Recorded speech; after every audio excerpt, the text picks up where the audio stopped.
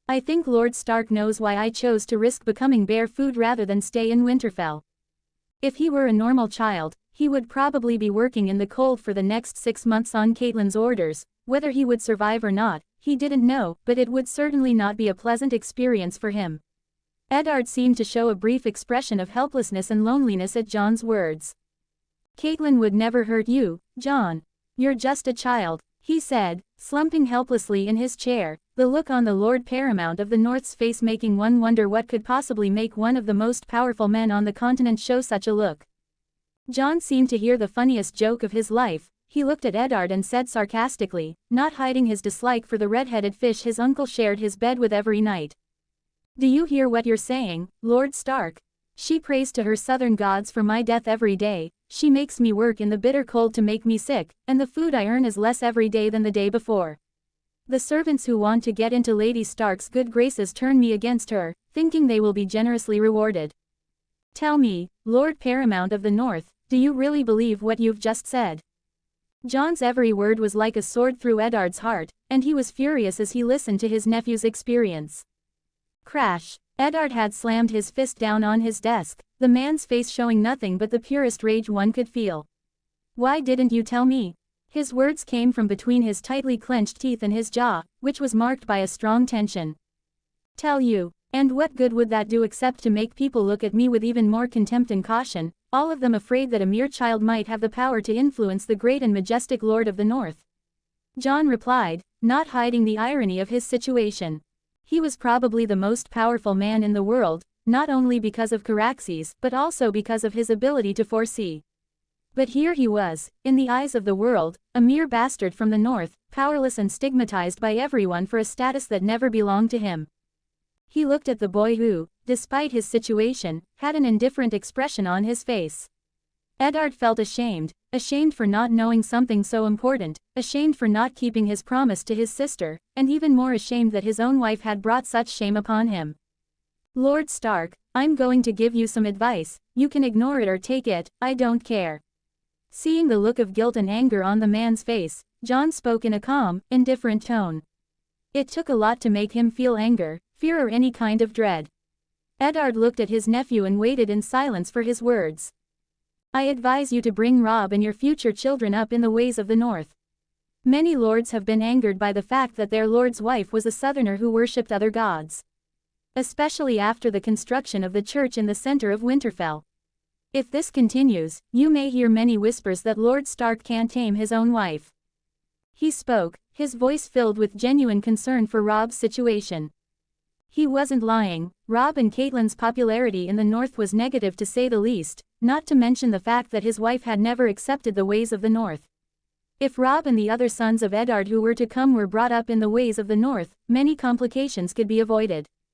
Eddard's brow furrowed as he heard this, but he didn't speak, pondering his nephew's words. He knew Jon was right, his wife was not well liked by the lords of the North, especially the powerful ones, who indirectly offered him their daughters to be the new Lady Stark. To divorce Catelyn would not only stain her honor, it would also make mortal enemies of House Tully. How he could do such a thing, it didn't matter if the North was untouchable without dragons, but having too many enemies was certainly not a good thing. With a sigh, Eddard looked at his nephew with an unreadable expression. Though he'd always known his nephew to be intelligent, Jon's previous words could not be described as simply intelligent. He was political and closed, almost like the nobles of the South who were used to plotting all day in their castles. This made him feel even worse. Jon's maturity in his eyes was only because he was forced to mature early. Something his wife made sure of with the poor boy.